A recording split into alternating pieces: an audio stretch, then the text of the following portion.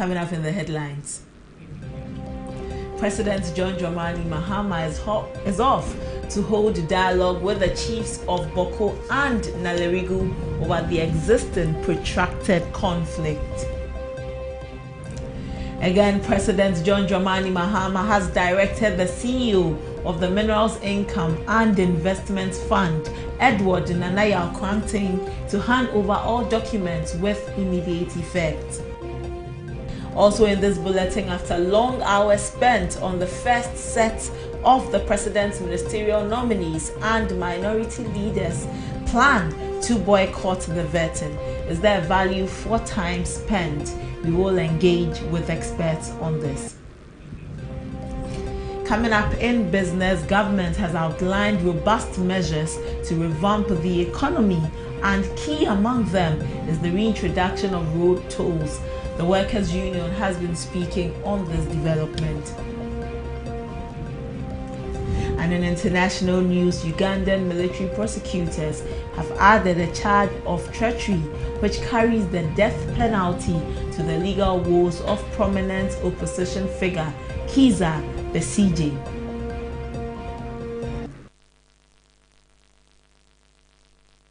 With us, we have details of these and more coming up shortly.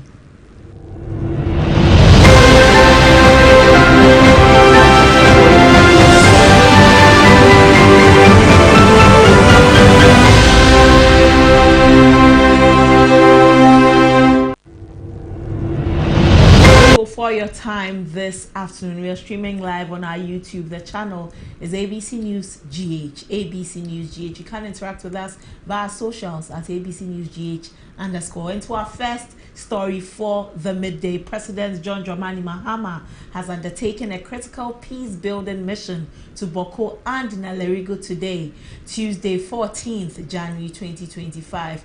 The visit forms part of the president's unwavering commitment to resolving the protracted conflict in Boko, which has plagued the region for decades. During his time in the area, President Mahama is engaging with the conflict factions and key stakeholders to promote dialogue and foster lasting peace. His approach underscores his dedication to addressing one of Ghana's most pressing regional conflicts through constructive conversations and inclusive solutions. The president is determined to resolve the decade-old conflict in Boko and will use the visit to engage the conflict factions and key stakeholders to promote dialogue to achieve lasting peace. Felix Kwachio-Fosu, acting presidential spokesperson, stated.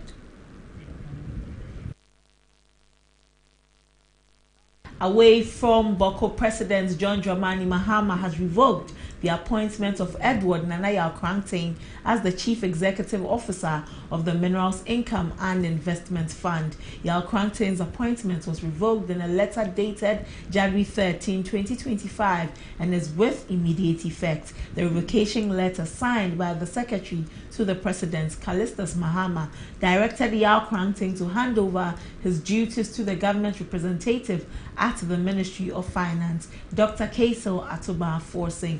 Dr. Forsing is expected to oversee the operations of the fund until substantive CEO is appointed.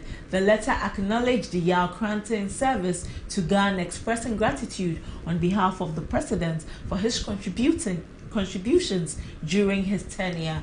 I write to formally inform you that His Excellency John Dramani Mahama has revoked your appointment as the Chief Executive Officer of the Minerals Income and Investment Fund, effective immediately. You are directed to hand over your duties to the President's representative at the Ministry of Finance. Honorable Dr. Atu Forsen will oversee the operations of the fund until a substantive Chief Executive Officer is appointed. This was captured in the letter to him.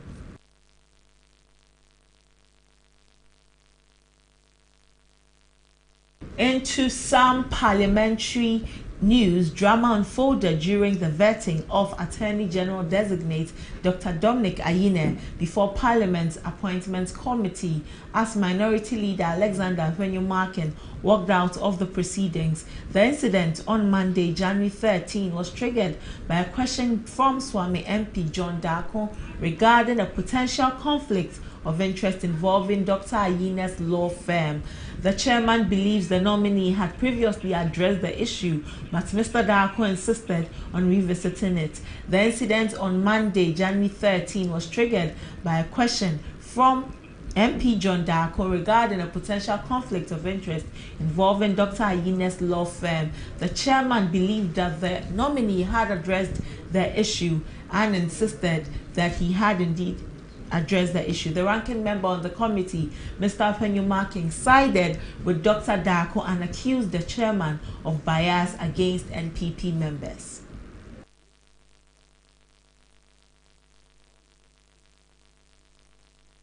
In Parliament, and then we will have further conversation on it.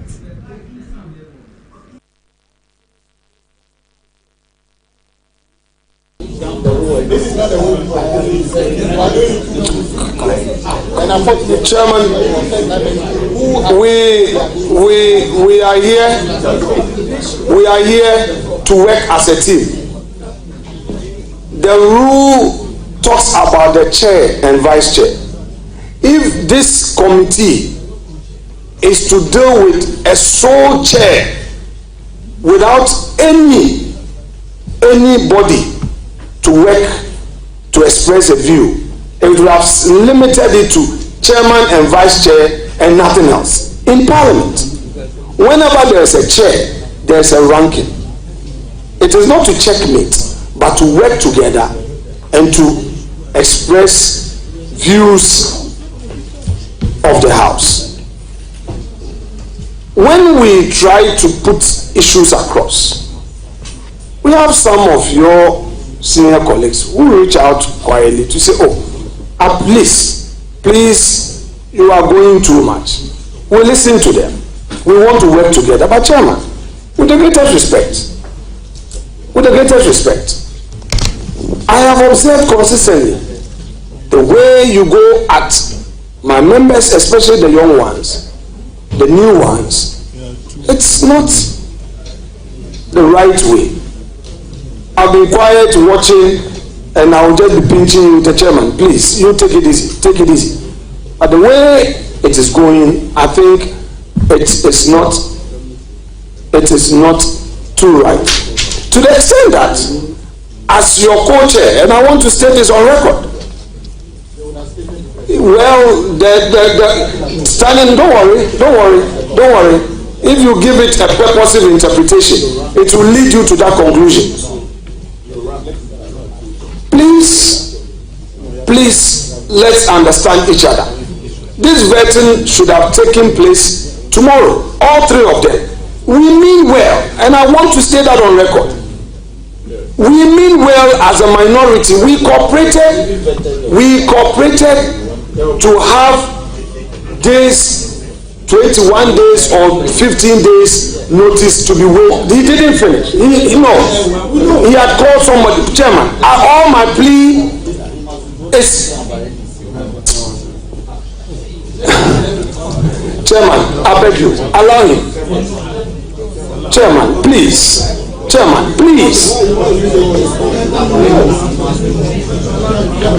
You see, honorable members, we don't sit here to gag any member, but we rather give you directions. The fact that we are guiding and giving you directions as an honorable member of parliament, you should take a cue and proceed. If I want to apply the rules strictly, as the former First Deputy Speaker have been doing, what happened today, we may not be experiencing some of those things. According to him, you are asked to ask a question, you ask the question, but we have allowed you to run commentaries, sometimes to read write-ups before asking the question. So I would urge all of you, particularly the new members, to take guidance from the chair. We are here to guide you. Then you guys should do your things since you are in the majority. If That's what we do. We are to guide you. So if you still have one more question, you may proceed to ask the question. Come here, beg you. I'll give you the floor. Continue. Honorable, continue. Ignore him. Continue. Hold on with your question. Let me give the floor to Honorable Kwame Agoja. Chairman, you see, nothing happening today. Please, let's have order. Order. Chairman, what the minority leader said about NDC being intolerant or they have been more cooperative is totally untrue. Mr. Speaker, Mr. Chairman, we've had situation when the president nominated people on Friday and we came here on Saturday to fetch the people. No advertisement. Also, this is what happened yesterday during the vetting. Let's speak with Sami Obeng. He is Executive Director for Parliamentary Network Africa. Good afternoon, Sami. Thank you for your time this afternoon. Good afternoon. Thanks for having me. And let's look at Parliament yesterday.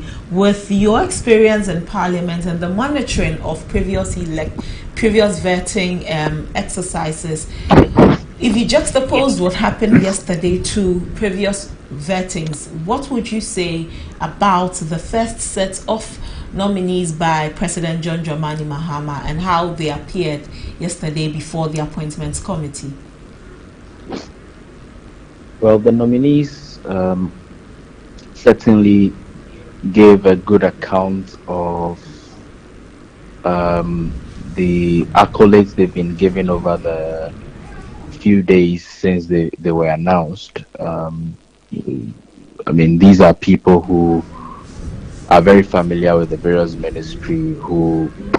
ministries where they are being sent, having served as deputy ministers in those respective ministries, and having served as ranking members or opposition spokespersons, or in other jurisdictions they would have been called shadow ministers while their governments were not in power.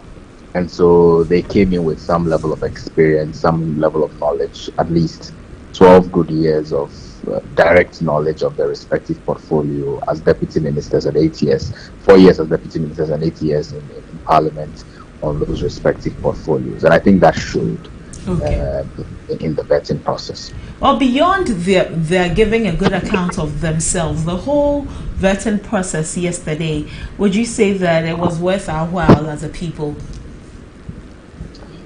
It was.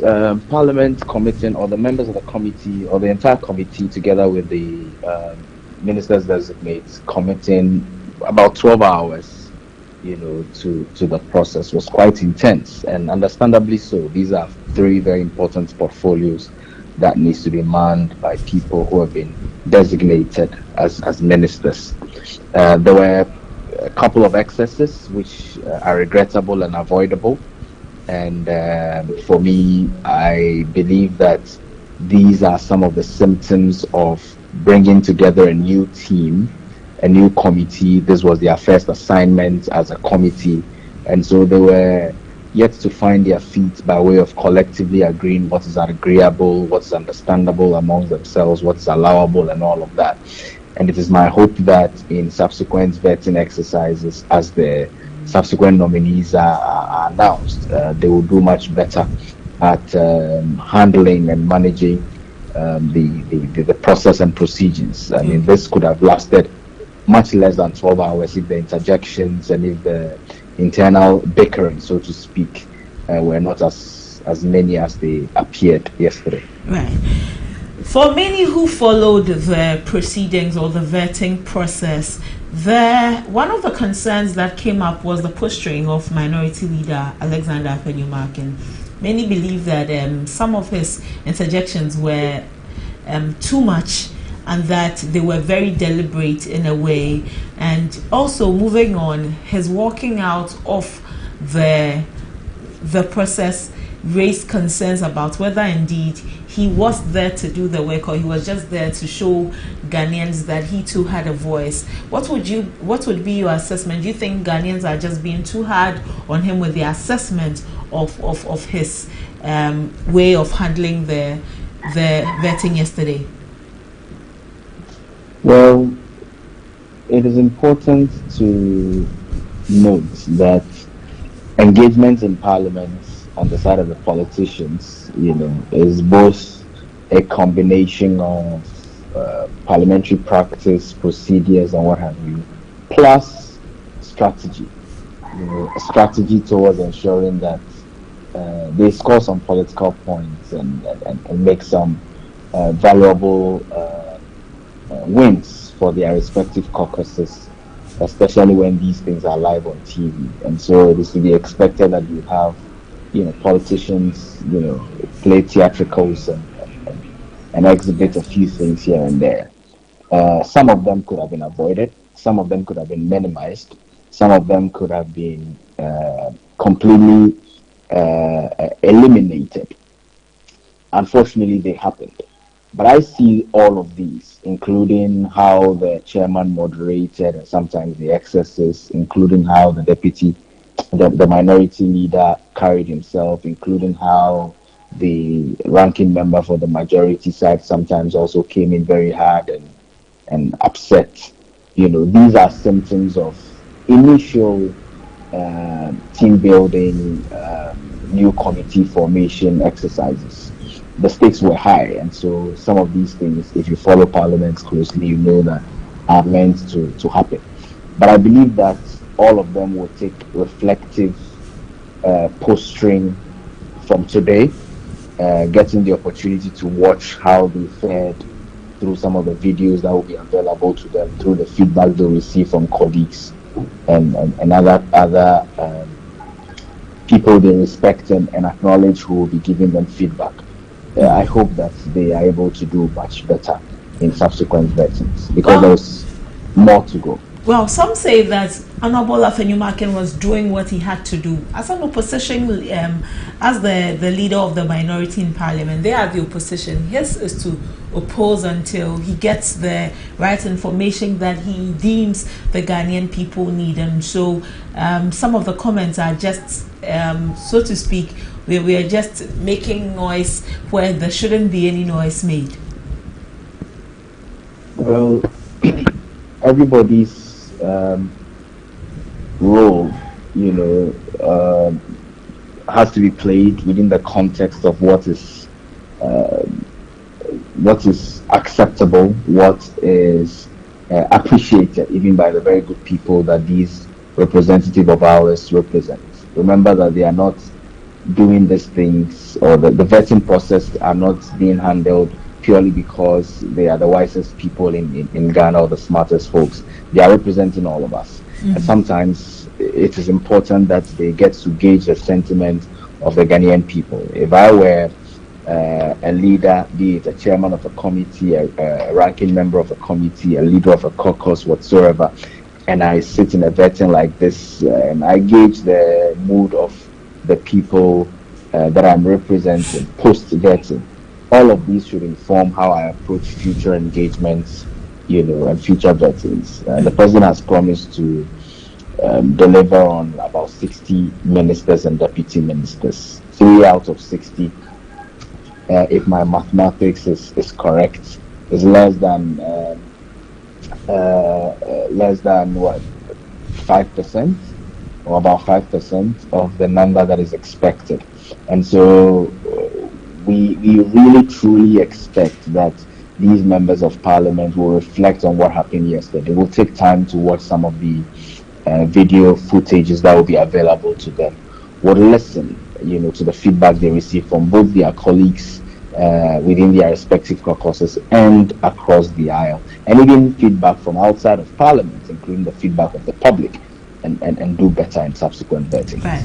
You say that the nominees gave a good account of themselves. If you were to rate their performance yesterday, I use performance in the context yesterday before the appointments committee, how would you rate them individually?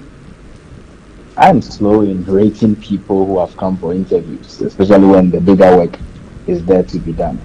I think that we should not be swayed by all the very convincing words that people have to offer and say to us, especially when there is bigger work to be done beyond the entire vetting process. I'm skeptical in just judging the performance of politicians based on the ability to speak and to express themselves and to explain what they intend to do.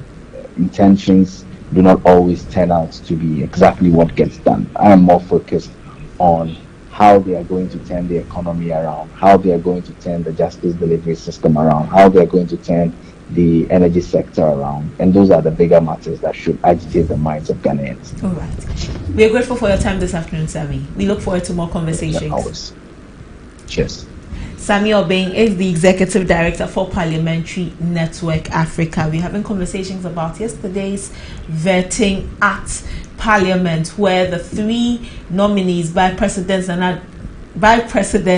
John Dramani Mahama, beg your pardon, President John Dramani Mahama's first three nominees appeared before the vetting committee to be vetted. Sammy Obeng says that the nominees gave a good account of themselves. Moving on, Attorney General and Justice Minister designate Dr. Dominic Ayine has robustly defended the constitutionality of government's Operation Recover All Loot oral team, describing it as a vital mechanism to promote accountability and recover stolen state resources. During his vetting by Parliament's Appointments Committee on Monday, January 13, 2025, Dr. Ayine dismissed concerns about the legal basis of the oral team, which was established on December 18, 2024, and is chaired by Samuel Okujeto Ablakwa. Dr. Ayine acknowledged that oral is not a traditional legal body, but asserted that the operations align with the values and principles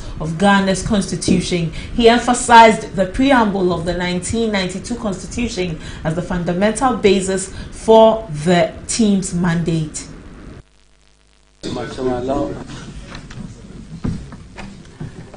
Well, I'm sure the honorable member himself well knows that Act 30, the Criminal and Other Offences Procedure Act, does not create bodies, organizations, agencies, or entities that are mandated to operationalize criminal procedure.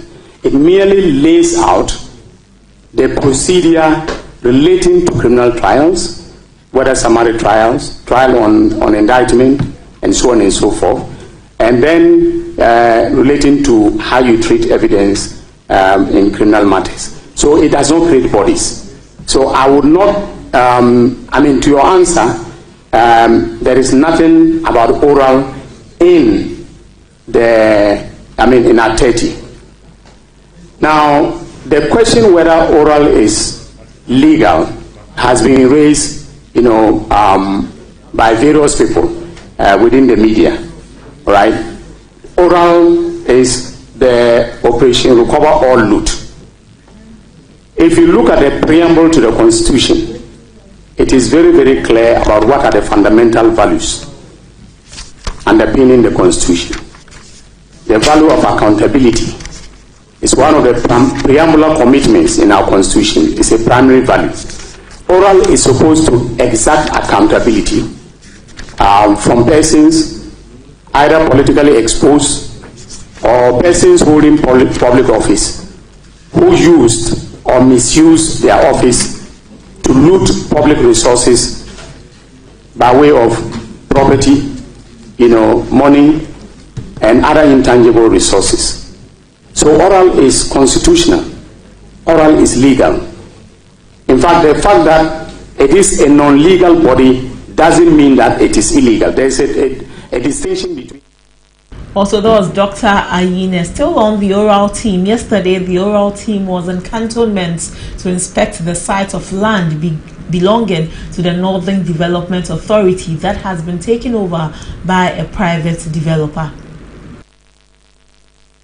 Going on at the agric mechanization, a very, very important sector for our national development. I mean, no country really survives without an agric mechanization department, a department which really helps us to attain food security, to be able to feed ourselves. This became the latest state capture victim, where the erstwhile government descended upon this place, removed the roofs, evicted those who were here, and a number of people are affected, not only the agric mechanization staff. You have been talking to the leaders of the Vegetable Producers Association. You've seen that the local government ministry also has some departments here. They are also affected. Then NVTI, you saw that NVTI has also been asked to relocate. They have had their roofs, portions have been removed.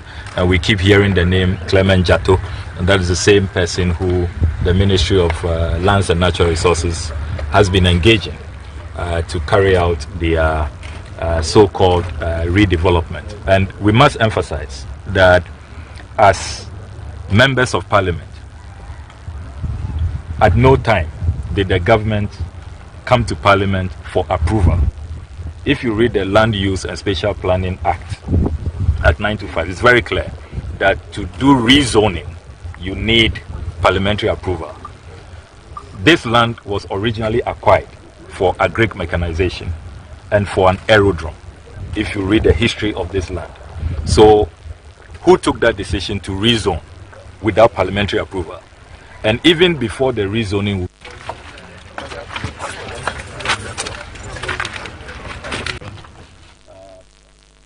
following that, there were other visits to some sites.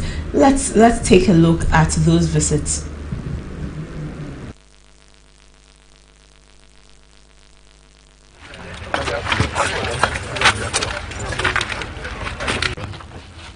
Very, very, very important documents and agreements and contracts. Purchases. Tender evaluation, reports. Purchases. This is a purchase. This high purchase of tractors, another equipment. The whole folder. Yes. Very, very, very. This is Abosu Goldfield Limited, Diamond Conservation Tillage Project 2000 to 2001. At least preserve our documents, preserve our archives. But the focus was just on looting the land. They couldn't be bothered. These are very, very important documents. These are all the documents on the establishment of an agric mechanization center in Ajumaku Inyan Esiam district from 2009. So look at the pile and some have been stolen. Because and we're told that a lot of them have been stolen. As you can see, the focus was on just grabbing the land, so they didn't care much about. And the bad grades of the weapons. Yeah. And then what is also troubling going on at the agric mechanization, a very, very important sector for our national development. I mean, no country really survives without an agric mechanization department, a department which really helps us to attain food security, to be able to feed ourselves. This became the latest state capture victim, where Raymond Archer, a member of the oral team, also had an interview with the media on site. Let's take a listen.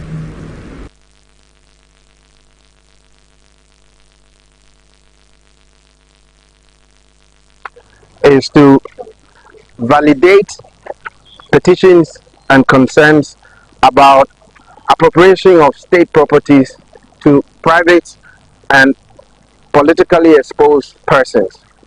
So we didn't receive the petition and just sit down and write a report about it. We are here today, as you have witnessed, to go through side by side to see whether indeed what is contained in the petition actually exists or not. You have seen for it yourselves. You can draw your own conclusions about what has happened in the past. As far as we are concerned, we are going to include this in our report to the President, and further action will surely be taken on these issues. You've seen public officials that are actively working for the state being ejected from their homes to make way for private interests, and also interests that are connected to other public officials. This is obviously what our president campaigned against, and you are witnesses to what has happened. So we thank you very much for accompanying us today, and hopefully we'll invite you for more of these trips as we go through the validation processes of the various petitions. While we are still on more corruption-related issues, the Office of the Special Prosecutor, covering the period from July to December 2024, has released a comprehensive report outlining the OSP's ongoing efforts to combat corruption and ensure accountability in public office, reflecting its pivotal role as Ghana's independent anti-corruption body. The report reveals that the Office of the Special Prosecutor is currently handling 197 additional complaints at various stages of review, with plans to publicize and proceed with cases that meet the threshold for full investigation. Notable among these is the high-profile investigation into the National Cathedral project, following a referral by Shraj. The probe targets suspected corruption in procurement processes, payments by the National Cathedral Secretariat, and activities of former Finance Minister Ken Ofori-Atta. Other key cases include an investigation into the National Service Authority for alleged corruption and recruitment processes, and ongoing probes into the Ghana Revenue Authority, the Ministry of Health, and the illegal mining activities popularly known as Galamsey. The Office of the Special Prosecutor also highlighted completed investigations such as those involving the Ghana Police Service and the Gaming Commission of Ghana. Despite these achievements, the Office of the Special Prosecutor has faced significant challenges, including financial restraints and legal hurdles. These issues have limited the capacity to address the high volume of corruption cases effectively. As Ghana's premier anti-corruption institution, the OSP remains committed to ensuring transparency with high-profile prosecutions like those of Ajeni Boateng J and the Northern Development Authority, reinforcing its mandate. Let's look at President Mahama suggesting a review of costs to complete the project. Even though this election passed on peacefully, we must recognize that a few of our citizens lost their lives. My understanding is almost 5 of our citizens were killed in the process of the election. This is not the first time. In 2020, we know that 8 of our citizens were killed. If these continue and justice is not served, then what it does is it breeds impunity. And that's why, as a party, we have said that we must investigate and find out what led to these killings, so that we can take action so that they don't happen again.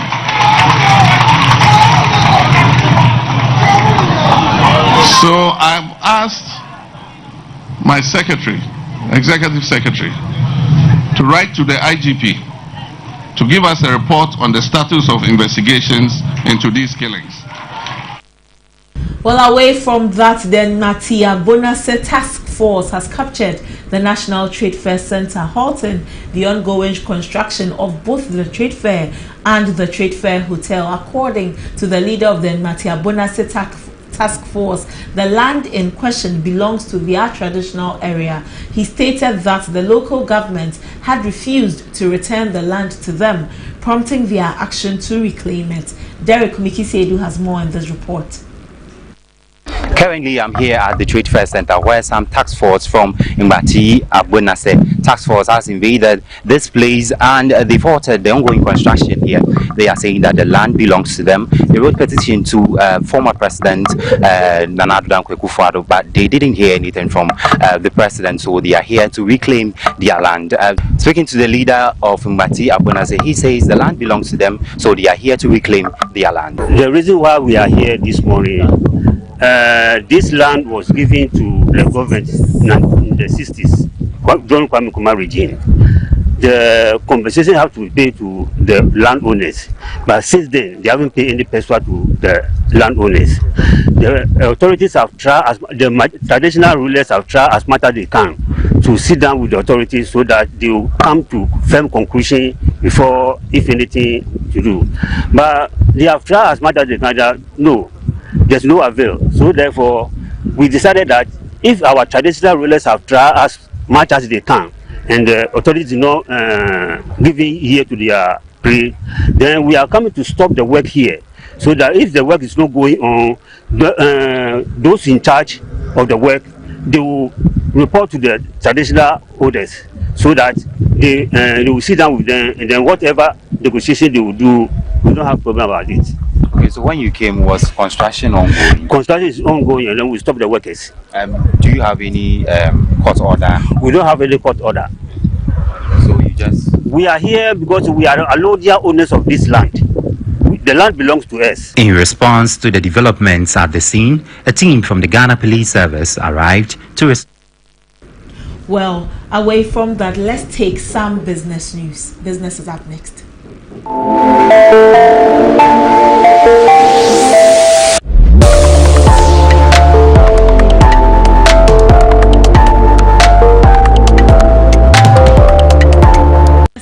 Isaka, the president of the Ghana Cooperative Cocoa Farmers and Marketing Association, has called for a revision of the cocoa price to between 7,000 and 8,000 Ghana cedis per 64 kilogram bag. This marks an increase from the 6,000 cedis per bag that farmers had been advocating for throughout March of 2024. In an interview on ABC in the morning, Isaka explained that this new price range is a fair reflection of what is due to farmers, as it accounts for at least 70% of the international market price, where cocoa is currently selling for $11,000 per metric ton.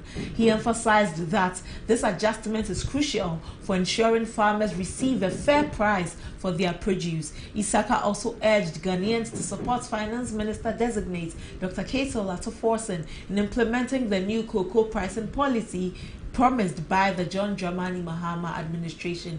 He believes that such a policy would help secure a better future for cocoa farmers and the cocoa sector as a whole. Additionally, Isifu Isaka has called for a review of Cocoa Board's role as the sole marketer of cocoa in Ghana. He argued that the long-standing practice has negatively impacted the livelihoods of Ghana of cocoa farmers and hindered the growth of the sector in the country. He believes that reforming Cocoa Board structure is vital for improving the industry's sustainability. If we say a fair price, it means a price that is reasonable for your output. So to me, as we speak now, cocoa is trading around $11,000 per metric ton. So if you are to say cocoa farmers should receive a fair price, at least 70% of this $11,000 will let us achieve a fair price, and 70% now is around 8,000 Ghana cedis. So when Honorable Latto-Forson made the comment around October, November, cocoa was trading around $9,000 at the international market. Today, there has been an increase of $2,000 in addition, which cocoa is trading now around 11,000. So if you do your mathematics, then it means that at least you've gotten some 15 to 18% increment. So now we would say that it may not be 6,000 again, but at least cocoa farmers could get something above 6,000 Ghana cedis. Then with that, we finish the business stories. Let's take some more local stories in this bulletin. Following the vetting of Finance Minister Designate Dr. Kato Lato-Forson, concerns have arisen over his proposed economic policies. Dr. Forson suggested that under potential Mahama-led government, taxes like the betting tax and e-levy would be scrapped in the first budget, with revenue shortfalls addressed through expenditure cuts.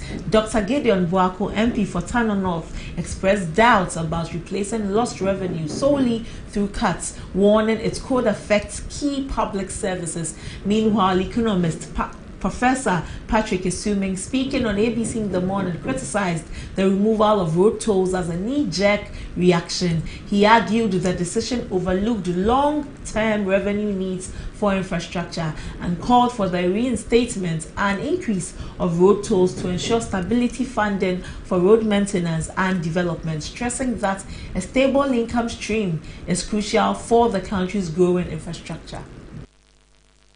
It will be, no more than 5% or so of the projected revenue. So in terms of quantum, it's not much, but it still has to be, it's still going to be a hole that we have to plug. So whatever is done, if somebody says you are going to cut those taxes, we want to hear from them how that will be made up for. That's not to say that we can't make up for it. We can easily make up for it. And yesterday there are two things that Dr. Lato-Forson mentioned that I will agree with. One is improving enforcement. Don't forget that in the first 4 years of the NPP administration, they placed a lot of emphasis on enforcement. So I don't think it's something that they should disagree with.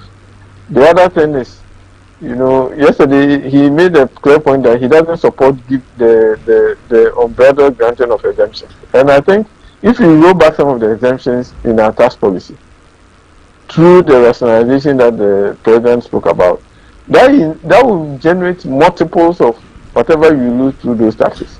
Mm-hmm. So I think there are ways to remove those taxes and still be consistent. Then the other aspect is that, you see, in the IMF program, we have to do fiscal consolidation. That means, cut our deficit. Now, there are two ways we cut the deficit. We reduce expenditures and raise more revenue. The previous administration decided to put more emphasis on raising revenue. At the time when many Ghanaians were complaining that if Ghanaians are swallowing domestic debt exchange and we are tightening our beds, the government should also streamline its expenditure. And the previous government didn't do much of that. So there's room also to make additional savings by streamlining government expenditures. And that is something that the current president and the finance.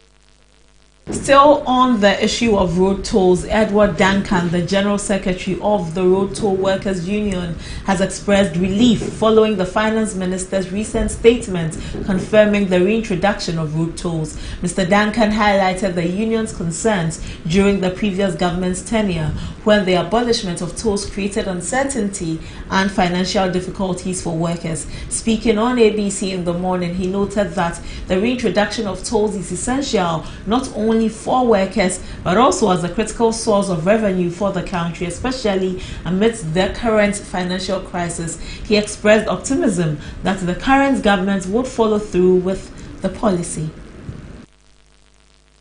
Members of the Ghana Toll Workers Union. For us, as members of the Ghana Toll Workers Union, it is good news to us because this is what we have always been calling for. On the onset, when the previous government decided to abolish road toll, or when they took that action, we sent a couple of petitions to Parliament, explaining to them why it was unnecessary for them to scrap road tolls, and we asked them to bring it back, but they refused. But somewhere along the line, getting to the end of their tenure, we heard people saying that, especially notable among them is the Vice President then, His Excellency Dr. Mahmoud Bawumia, who said that when he is elected, he's going to reintroduce toll. And also, same call was made by the then road minister, Francis Asenso Boachi Honorable, who also said that he's going to reintroduce tolls. So, getting to the end of their tenure, they realized that what we have said all this while is the truth, and that they will have to act on it. And then also to add to it, all our engagement, when we send our petitions to Parliament, all the parliamentarians, including even the then majority side, which is the MPP side, were at a loss to why the government took that decision, or why cabinet took that decision to close road tolls. But they couldn't come up publicly to say it. But the NDC side, notable amongst them is Honorable Kwame Abuja, was all for it, that even if this government does not introduce, even if the then government, which is the MPP government, Edward Duncan has urged the new government to implement automation systems that still require human involvement, particularly in the digitalization of road tolls. He argued that the removal of tolls has led to financial hardship for many, pushing them into unqualified jobs or relocation. Duncan believes such automation could provide employment opportunities and reduce the risk of criminal activity, and ultimately support the socio-economic welfare of Ghanaians. Robbery, harming lives of people, or even including going into the Galamsey pits. If you have an avenue, a legitimate way of them fending for themselves, won't you take advantage of that rather than pushing them on the streets to engage in illegal acts to survive? So that is what we are saying. Go in for the automation. That will require the service of people. Because I speak to you now, I know of some of our members who have gone, because they couldn't afford to pay rent in Accra, they had to relocate to their villages or their interlands, and they are engaged in Galamsey. The very act that we are looking for money, or we are pumping a lot of money into, with no results.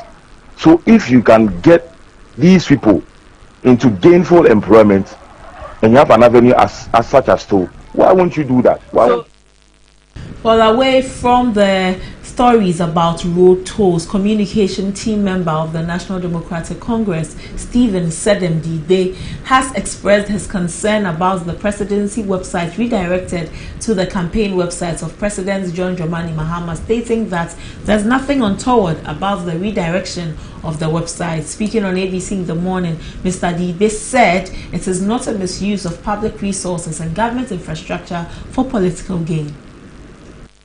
It's not deliberate. For now, it's not deliberate at all. You have a situation where actors in government are still being appointed. The team is not fully operational.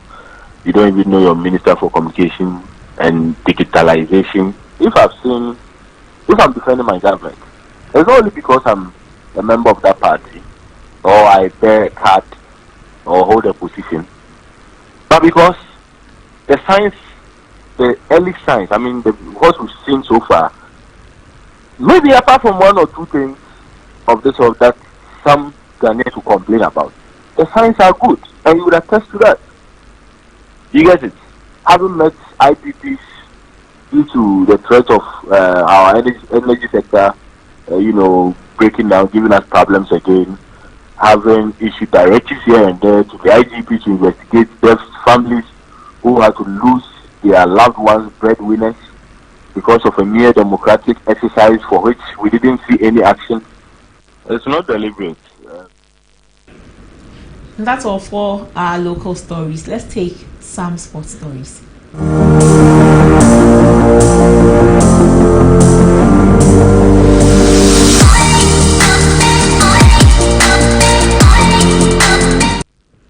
In sports, the Kenyatta International Convention Center in Nairobi, Kenya, will host the much-anticipated draw for the Total Energies CAF African Nations Championships CHAN, Kenya, Tanzania, and Uganda 2024 on Wednesday night. The draw ceremony begins at 8 p.m. local time. Co-hosts Kenya, making their CHAN finals debut, join seasoned participants Uganda and Tanzania in the spotlight. Defending champions Senegal and two-time winners Morocco are among the tournament's top contenders in the draw. The iconic KICC, a symbol of Kenya's modernity and cultural heritage, provides a fitting backdrop for the event. Known for its cylindrical design and panoramic views of Nairobi, the KICC is East Africa's largest conference venue and an emblem of Kenya's international presence, as Nairobi gears up for its first ever hosting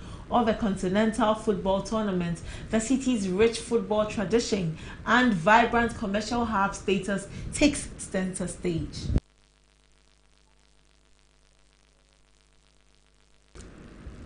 That's all for sports. Up next, international news.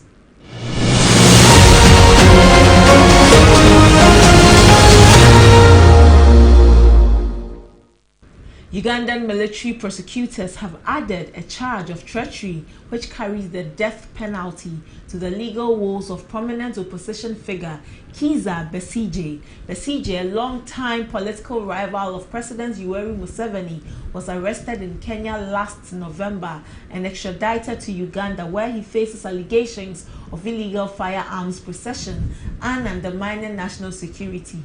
The new charge accuses Besigye and his co-accused Obid Lutale of withholding intelligence about a plot to undermine national security. Besigye, a civilian, has been tried in a military court since his detention and remains in custody in Kampala. His wife, Winnie Yamina, who heads the UN AIDS agency, has called the charges politically motivated, while Besigye's legal team has dismissed them as baseless. They also criticized the addition of the treachery charge, citing procedural violations. Besigye, once an ally of Museveni, has run against him in 4 presidential elections, rejecting all 4 results over alleged fraud. The case continues to raise concerns about Uganda's political and human rights climate as Besigye awaits his next court appearance.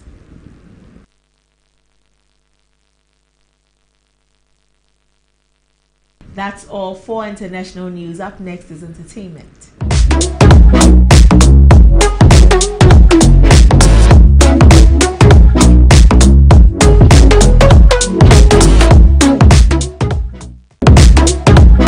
In entertainment, Ghanaian musician Reggie Rockstone has shared his opinion on marriage in African culture. In an interview with Class TV, the Hip Life grandpapa claimed that a man being with only one woman is a foreign concept and not suitable for African cultures. He argued that the concept of monogamy was imposed upon Africans through Christianization and Westernization. Rockstone, known for being a one-woman man, attributed his commitment to one woman to his personality rather than cultural expectations. He stated that maintaining multiple relationships would be too stressful for him and that he values his peace of mind.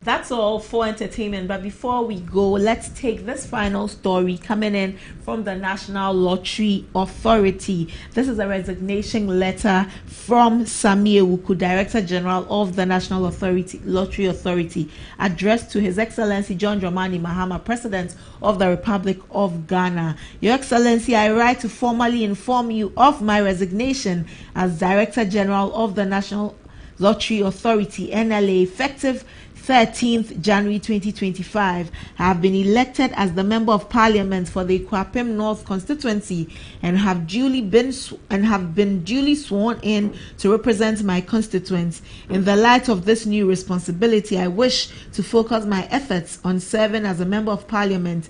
I was appointed as Director General of the NLA in August 2021 and received confirmation from the Public Services Commission in July 2022. I kindly request that you appoint a replacement for the position of Director General to facilitate a smooth transition and handover of responsibilities. I take this opportunity to wish you well in all your endeavors.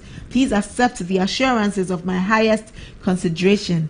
Yours faithfully signed, Samuel Ewuku, Director General, MP, Ekwapim North Constituency. And this is the latest development from the National Lottery Authority. Samuel Ewuku has resigned as Director General of the authority. And that's all for the news this afternoon. We are grateful for your time. All news you can find on our website, www.abcnewsgh.com. You can also interact with us via our socials at abcnewsgh_. I am Abuna Manti. Enjoy the rest of your afternoon.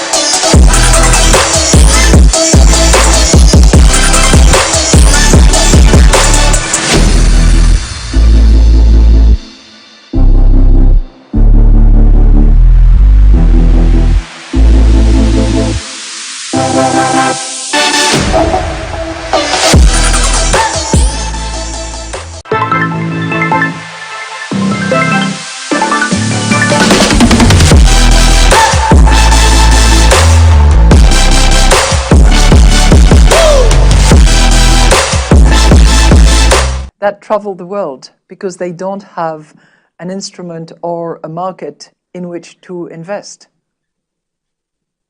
But what are you optimistic about going forward? I know there's, we talk a lot about tariffs, we talk a lot about trade also being rebuilt now because of geopolitics instead of economic advantage. That must make it harder for Europe.